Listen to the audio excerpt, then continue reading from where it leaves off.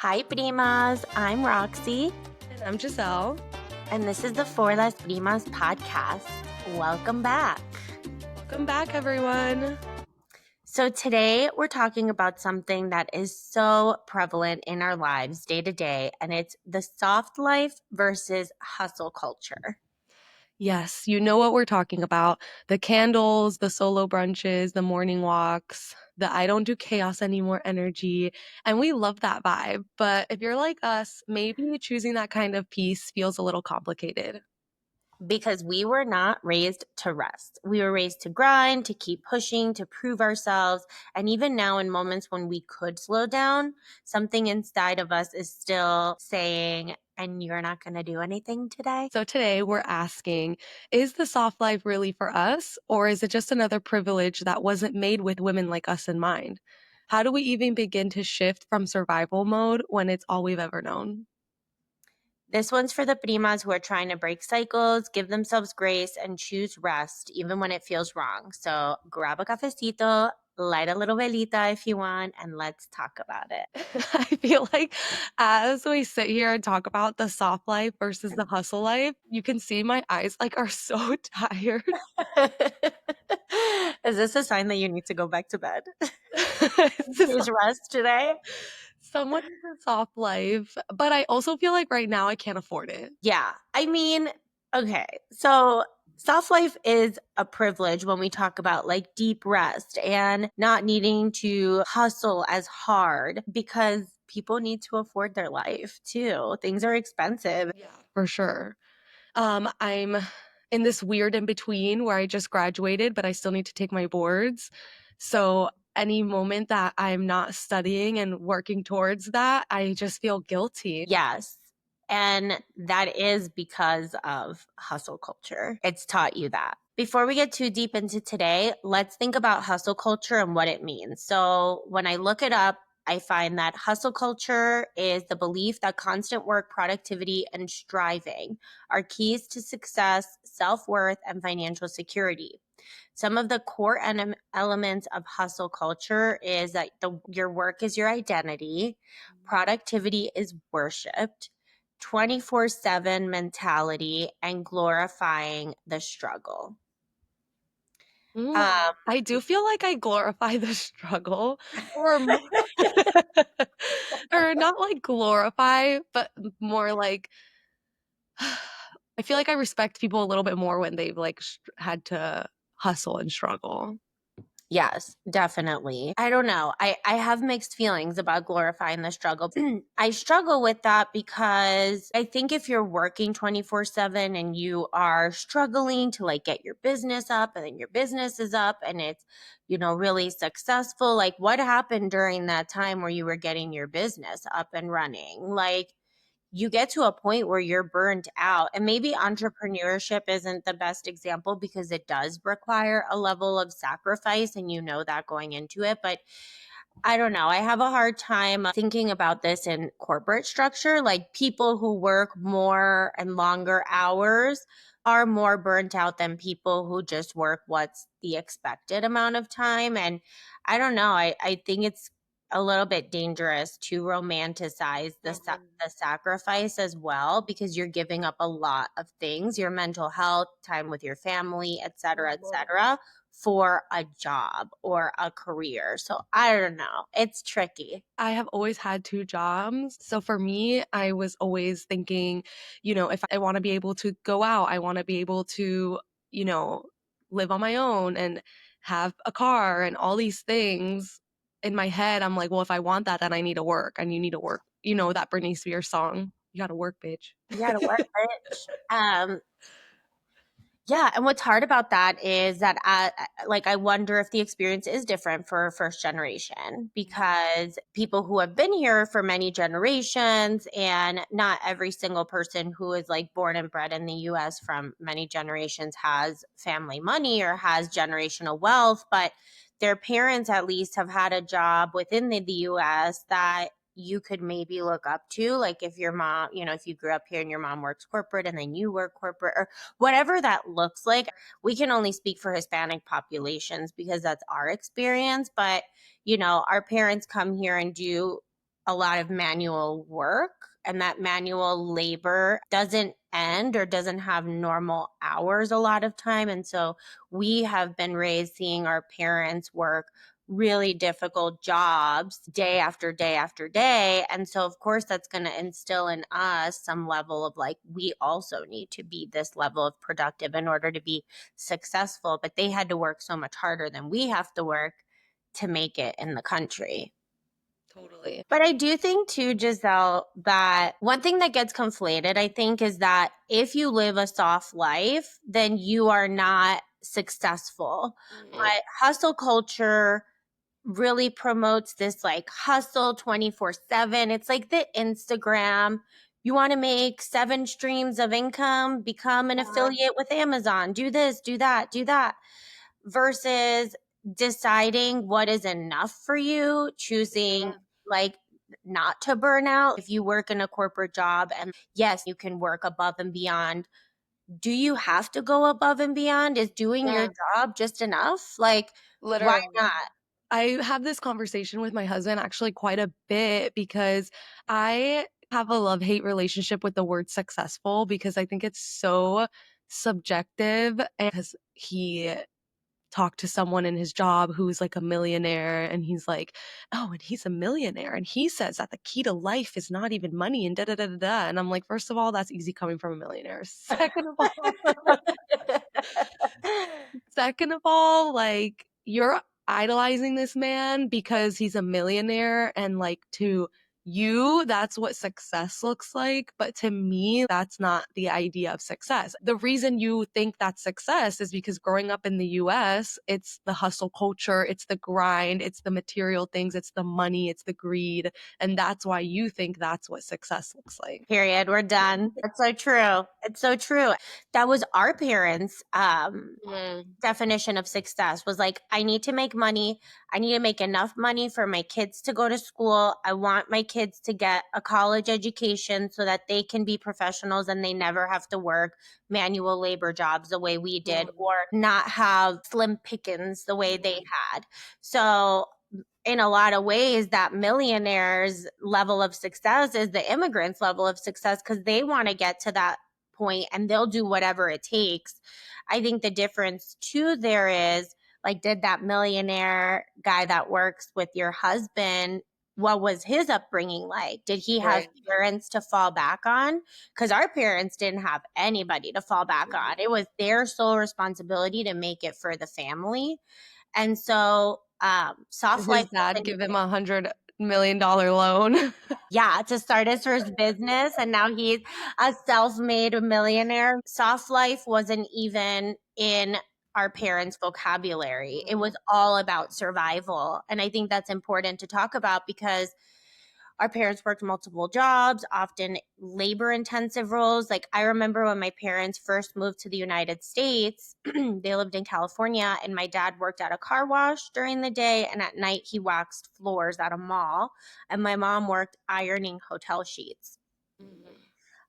I'm thankful for their hustle culture because that's instilled in me.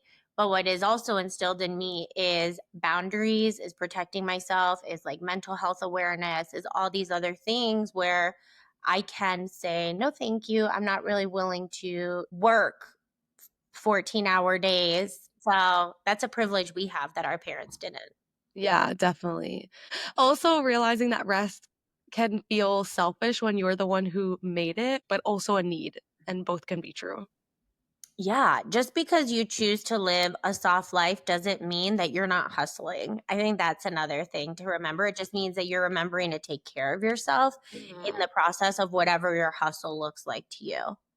Yeah, like we Um, said last episode, stillness is hard. what jobs did your parents have when they came to the US? So my dad always had labor jobs and worked in factories and stuff like that, and then my mom worked at the boutique with your mom, and then she worked at the jewelry store afterwards, and this jewelry store was like I don't know if you've ever seen Uncut Gems, but it's literally like Italian run, and they had like people with guns like manning the entrance and stuff like that. And it was in Chinatown in New York City. Wait, that was like her first job in America? Yeah, that was one of her first jobs, and Ah, she didn't even speak English, and her boss would pick her up in the Cadillac and drive her to New York City every day. so wait, so how would she communicate with the customers if she only spoke Spanish? I don't even know what her job was because well, I think she was, like, showing pieces, and she didn't do, like, maybe the actual transaction, I'm not sure. I know she would just, like, be around a lot of diamonds, and she's like, he would have diamonds in his trunk, he would just have diamonds everywhere, this guy. That is so funny. My mom never had, like, labor-intensive jobs, but she was always working. But my grandpa had a labor-intensive job. He worked at the Rockefeller Center, and so he was telling me yesterday, like, when I was little, he would always grab my hand, and he'd have, like, calluses, like, all on his hands, and I would always take my hand out and be like, "Your hands are so rough." Oh, your Like, abuelo is the sweetest man too. It makes you love them even more. You're mhm. like, how is it possible that you are the sweetest, kindest old people, but you all went through so much trauma and hardship to get here? Yeah, I can't imagine. I was also thinking yesterday because it was Father's Day, so we were all, like, gathered together, and I was thinking, like, someone needs to, like, write down my grandpa's life because I feel like it's crazy, like, he was born in 1940, so I'm like, imagine, like, being born in the 50s, like, that's crazy I to know. me, that's so crazy to me. And then everything you saw Cuba change at that time, like, that was probably, like, the craziest drastic, like, situation. Watching your country undergo a revolution and a dictatorship sound familiar? Is insane. No, it is insane. And when we think about, we can only again speak for the Cuban population because that's what we know best. But they suffered a lot. The Cuban people, they suffered in their country. Like my family has a long line of anti-revolutionaries who were against the Castro regime. One of my great uncles was murdered by Fidel Castro's army. There's this collective trauma that happened in Cuba that is in our blood too. And we talk about some of those things that are very common across all other first generation Americans because our families come here under really challenging circumstances. Everybody loves their own country and their family and where they come from. And so that sacrifice of coming here, starting over, the hustle culture, like I would be surprised if the hustle culture didn't originate from immigrants coming to this Right. country. You know, like That's true because think about, like, if you wanna think about, like, way back in time, like, everyone in the US is an immigrant from somewhere. yeah. Yeah, that's ChatGPT. So let's see. The origin of hustle culture is rooted in a mix of capitalism, the American dream, racial inequality, and tech era glorification of productivity. Hmm. So, the American dream, which I think is the one that applies the most to our family, is that anyone can succeed through hard work, no matter their background. But this dream was never equally accessible. Immigrants, Black, Brown, and Indigenous people were excluded or systematically blocked from upward mobility. For many, the only path to survival was overworking, leading to the rise of grind culture in marginalized communities. That makes sense. Yeah, if that isn't enough to reject hustle culture in itself, like insane. Yeah, seriously. They want us to hustle, Yeah. to do all the hustle. Well, you know what's funny is, like, when I first started working as a RN, I was already with the mentality of, like, "F the man, I'm not picking up extra shifts," like and then it was, like, very early on I started dating my husband. My husband has, like, this very naive view of the world, and I really, like, just I blame Texas, honestly. Texas, don't cancel me. But he would be like, "How could you say that about your job?" Like and I'm like, "What do you mean? How could I not say this about my job? Like, I'm literally just, like, an ant in this corporation, like, Mhm. working, I'm doing all the heavy" like, because nursing is manual labor. I would come back, like, destroyed, and I'm just like I was always like F the man mental. I'm like, I'm gonna call off, I don't care, like, and he was always like, "Oh my God, like I can't believe like you have that mentality." Because you watched your family struggle so much and kill themselves at work. And we talked about this before. Like, when do we see like our families rest? Mhm. On Sundays, maybe, but they're working on Saturdays or they're cleaning the house. They're Mhm. always doing something. So for us, I think we grew up watching that and we're like, wow, we really don't like it's not worth it. Life Mhm. comes first. And I think this might be also a generational thing with us, like millennials.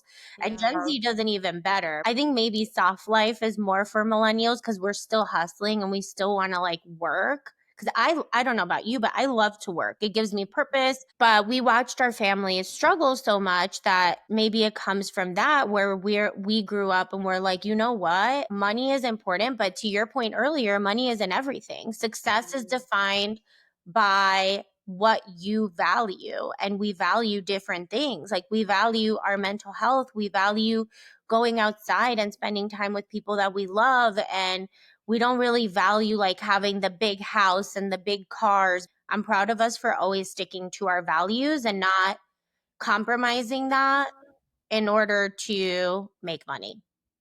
And And that's it's a definitely privilege. hard. Yeah, it's definitely hard to like sometimes when you're caught up in working your 9 to 5 and you're just like so into the grind that you don't stop. It has to take something for me to stop and be like, "Wait a minute. When was the last time like I did this?" And for me that was last year when we went to Tulum. That really like put a stop and like, "Hello, when was the last time you took time for yourself and really thought about like what's going on?" Yeah. Go to Tulum with your girlfriends. Hustle culture definitely didn't start with the tech bros or this tech movement. It started with survival with immigrant and black and brown communities.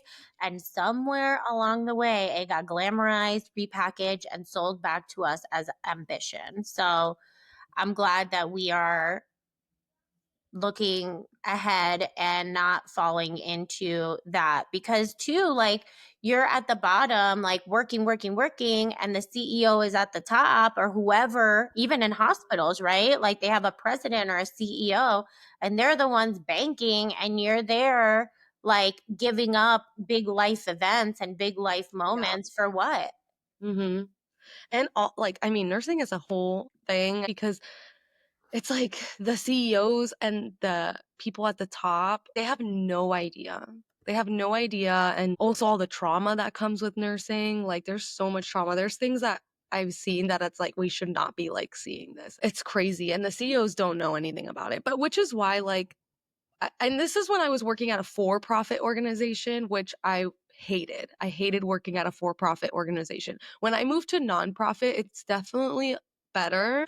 All the things that we're talking about in terms of like values and identity is us using this soft life as a form of resistance Yeah. because okay, we can grind now, shine later, but we choose like joy now and joy later. Like I'm going to work, but also like it's not my whole identity. Since starting this new job that I love this new company because a lot of people are parents and so there's this we work hard and you do what you have to do, but you do it in the time that you have for work. During that time frame, I'm doing all my work. Is there exceptions and times where I'm working 14-hour days? Sure. But is that my everyday? Absolutely not. And to counter that time, I will end early or I will take walks in the middle of the day. Working remotely gives me a lot of flexibility, but I didn't used to take it. Let's take a walking meeting and I'll just call my coworker and go for a walk and we'll talk and it'll be so productive because you're outside and you have a million other ideas of what you can Yeah. do. I love that we can redefine hustle and success for Yeah. ourselves today. Yeah, there was something that I was reading about like living a soft life can trigger guilt, not because we're lazy, but because we're loyal. And that even our vacations can feel like they need to be productive. And I'm like laughing because it's so true sometimes. Like you go on vacation and you're like, I'm here to like relax and forget about life. But then you also feel like, okay, but I'm here at this place where I might not be for like either ever again or in a long time. So like I need to do this, I need to do that. And like you need a vacation from your vacation sometimes. Yeah. And like we need to go here and we need to sightsee and we need to go on this excursion. I think that's what was so magical about Tulum is we had no schedule. But we had a great time because Yeah. we took time to like go to the meditation class, go for a walk, go to the beach, burn Mhm. some sage, hang Yeah. out. Like we really were on nobody's time but our own. That was such a Yes, fun that's trip. good. That was good. Um and deep rest. Like I don't know about you. I mean, I do know about you, but Saturday mornings was like music blasting in the house and it Mhm. smelled like rice and beans and it smelled like fabuloso and you knew your mom was cooking and cleaning and you knew it was a matter of time. It was a matter of Yes. It time was before you got woken up to clean your damn room. that was their idea of rest. Our mom's idea of rest. It was like, "Okay, we're gonna clean now." Literally. Literally. They're like, it's not work, it's your house. Yeah. Um, Exactly. and rest is really hard for me too because I'm like, oh, I need to be doing things. I need to be working. I have so much anxiety about rest too, where even when we went, my husband and I just went to Colombia. And while we were there, one of the days we like went, woke up, had lunch, had a few beers, and we took a nap. And we woke up at like 5 p.m. from a nap. And I texted you and I was like, I'm having a panic attack. And I was like, I think it's the alcohol. And now that I think about it, that I'm processing this because For Las Primas Pod is my therapy session, I think what I was experiencing was stress about resting because Mm, we didn't take advantage of those 3 hours. Like we took a 3 hour nap and we lost 3 hours yeah. versus we're on vacation and here's 3 hours Yeah. that we have to just rest. Like, okay, I could totally feel that. Like, in our honeymoon, there was a day that it was, like, drizzling. It was, like, not a nice day, and we were in some city in Italy, and we kinda went out, got a coffee, went back to the ship, and then we're like, "Maybe we should just book a spa day." And we booked a spa day, and I'm, like, sitting on the boat looking at this city in Italy being like, "Should we be there? Should we be out there in the city instead of, like, in the spa?" But no, like, I was, like, trying to find excuses, like, "It's raining, it's okay, like, what are you gonna do there? Like, just chill." Yeah, because it's also healing. Like it's a healing response to allow yourself to sit down and take time with the soft life because like we said like our families worked different jobs, they hustled really hard, they never complained and they never rested. So Mhm. for us, it's like, are we dishonoring our ancestors or everybody that worked so hard because we can sit and rest on the weekend versus needing to like work multiple jobs? Or do we need to lean into that more so that we can honor all of the work that they did? Yeah, I think it is a way of honoring our ancestors by taking rest. How are we gonna work so hard and then not even get to enjoy our hard work? Yeah. We're I mean, first generation is the first generation that gets to choose that too. Our parents didn't have that choice. The soft life for us gives us a sustainable way to Mhm, continue living and working. So I agree. I think, not treating rest as a reward, but as a necessity. It's like, how mhm. do we change our minds on that? It's going to take a lot more than just this podcast episode, but it's something that I struggle with a lot. And maybe our next generation, our kids will feel like they don't have that pressure of choosing between the hustle life and the soft life. Yeah. They may get it better than we do. Yeah. Might just take a whole generation to get there. Yeah. What's really powerful about what's happening right now, like the No King's Day protest, and I think about LA.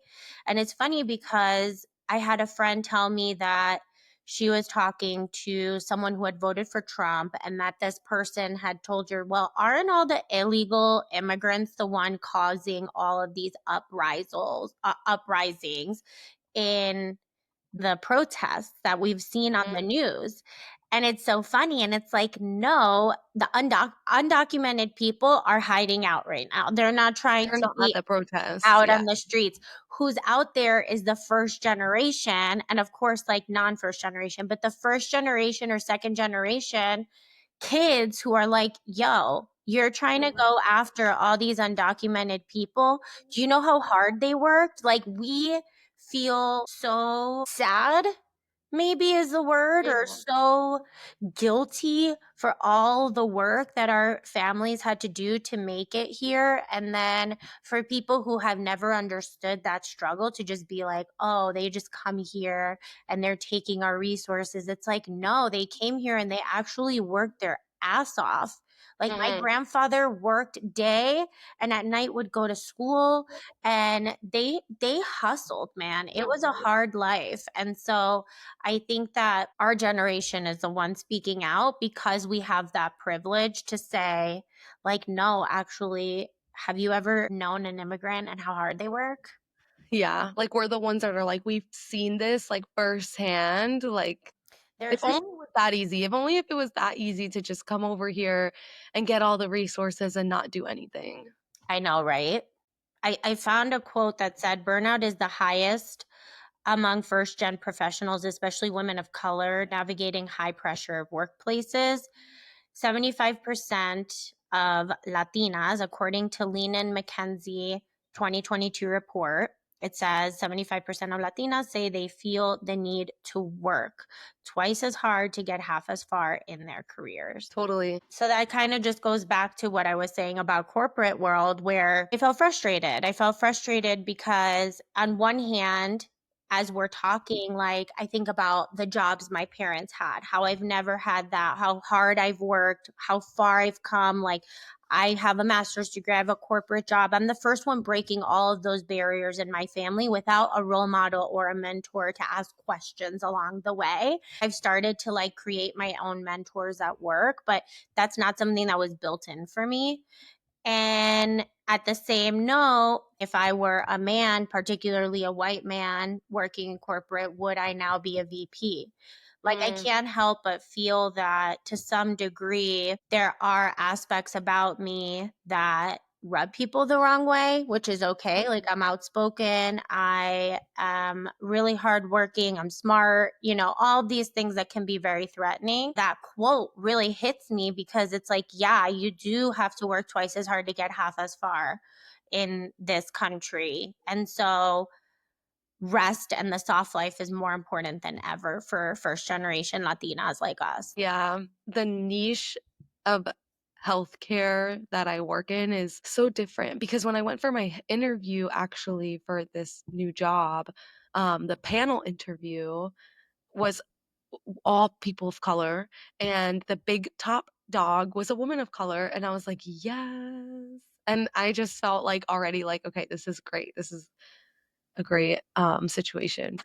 But I see that also as a strength. Like my hustle is my strength Mhm. because Yeah. I am willing to do what it takes to get where I want to go. I'm a not above any job, and I'll do what it takes to get where I need to get, and I did have a mental breakdown. I was like, I always feel like I'm hustling and I'm just trying so hard just to catch up. Like, okay, I'm like, if I just hustle now, I can rest later, hustle now, rest later, and the rest later has yet to come. So, I just cried about that. A part of it is because we are first gen. Mhm. Because we are just, like, always trying like, we're just trying to catch up, and when I compare myself to my husband who is, like, 3rd gen US, and I'm like, "You started up here already, and I started maybe here, and I'm just trying to get to, like, where you started," and, like, of course, like, you're so much more up in life because you've had, like, a really solid foundation. Yeah. No, that's fair. That's fair. And the rest later, to your point, it's like, when does that come? But also, we want more and more for ourselves. So it'll come at the point that we decide we've Yeah, that's reached the true. highest level of where we want to be. But I think because we have so much guilt slash hustle in us, it creates this like, okay, like I want to do more. I can do more. Just because you can doesn't mean you should. I think that's Right. another question. Like, tranquilízate. If you can chill, chill. No, literally, literally. So to conclude kind of this topic, I think one takeaway for me is how do we teach the next generation that ease and rest and things that are attributed to the soft life is not the enemy of success and that it could lead to more success. And maybe looking at soft life not in a negative light, and it is a privilege, but not in a negative way. So should we get into a little cafecito and chisme? Besito en chisme. Okay, so Carol G released a little trailer for her upcoming album, and she's wearing like classic tropical Latin women, like think Chiquita Banana outfit. And to me, I first saw the Tropicana, like the famous Cuban show. So for those who don't know, the Tropicana show in Cuba was very big. It was world renowned. People would come to Cuba to watch this show, and it was like a cabaret, and the women were dressed like that. And they would sing and they dance, and a lot of famous people, Celia Cruz was in there. And so when I saw that clip from Carol G's album, that's what I first thought of. Yeah, me too. I mean, her coming headpiece, the little bongos. Like when you think about bongos, you think about Cuban music back from like the 40s, the 50s. Lucy and Ricky, right? Ricky Ricardo, he played the bongos. The Tropicana was one of the most glamorous cabarets in the world. And not to say that Cubans are the only ones to own kind of the Caribbean look because I think that that did translate over to other areas of the Caribbean. It was like that is iconic Cuban. And Mhm. so when she came out with that, like, yeah, it's confusing. The Medellin is not in the Caribbean the way Cartagena is, for example. She has this album where she wants to bring back like salsa, maybe. We don't know what the album We is. don't know. Yeah, we don't know. But yeah, it's giving like she's just trying to follow the trend. And the Mhm. trend is like Caribbean music right now. And Mhm. maybe that's but the part that bothers me is not that so much that she's doing like Caribbean music, because you can do whatever you want, but she's like claiming to be like, this is my most authentic self in an album. And it's like you're not like even from there. And there's a lot of criticism on the internet right now that she follows everything Bad Bunny does, which I don't fully subscribe to because I'm still like a girl's girl. And I think that maybe like she is following what's trending and maybe Bad Bunny is leading the charge in what's trending. Like he's like how he had in his song, Ahora todos quieren ser latino, pero le falta sazón, batería y Mhm. reggaeton, which is from Tego Calderon that he took on. And then which that whole saying means that everybody wants to be Latino now. It's like hot to be Latino. And then she has this whole song about how every woman now wants to be a Latina woman. And so I can see a lot of parallels between what she's doing and like Bad Bunny, and I'm curious to see what this album is gonna entail. Well, it's been great chatting today, Primas. We are so excited. We are actually going to start bringing in other Primas to the conversation, and we are opening our podcast to interviewing other first generation women. And they're real women, real stories. And we want to create a space where we can talk about different immigration stories, stories of success, challenges with different primas that have different skill sets that we can learn from. So stay tuned. And if you're a first generation prima who's interested, please reach out to us, DM us, leave a comment, anything. Yeah, please. Amazing. Well, thank you all so much for being here, and we'll see you next time. Bye.